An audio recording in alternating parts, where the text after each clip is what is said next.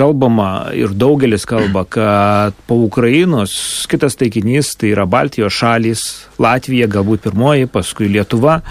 Ir kaip jūs tai vertinate? Na, visų pirma, politikų vieši pasikeitimai ir etikečių lipdymai, jie nėra produktyvūs ir jų nereikėtų pervertinti nei vienų, nei kitų atžvilgių. Tai vienas dalykas.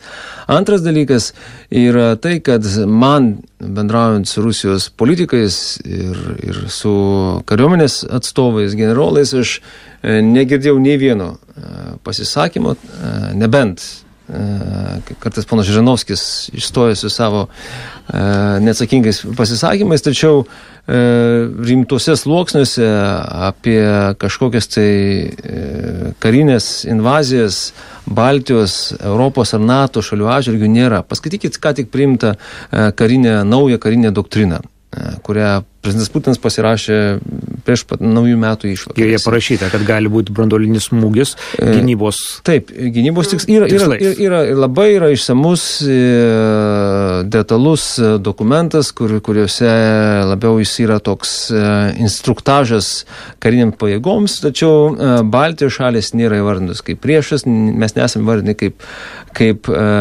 kažkoks tai galimas objektas. Aš kalbu ne tam, kad nuraminti, mes neturim nusiraminti.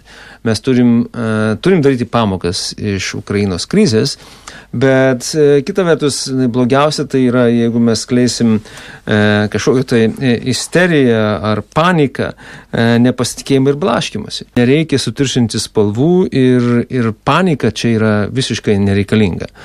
Mes turime kurti savo valstybę ant tvirtų vertybinių pamatų, turim išlikti principingais. Kita vertus, turim taipogi suvokti, kad Rusija yra ir jinai išliks mūsų kaimynė. Mes galim mėgti, mes galim nemėgti prezidento Putino, bet šiuo metu jį mėgsta Rusijos piliečiai. Ir kol kas jokių sąlygų, kad pasikeistų tai, todėl mums bus reikalinga ir turim daryti vieną iš prielaidų, kad mums reikės dirbti su juo iki 2024 metų. Gal tai pasikeis, bet mums reikės išlaikyti tiltus. Ir čia etikečių klijavimas, jisai nereikalingas ir netikslingas.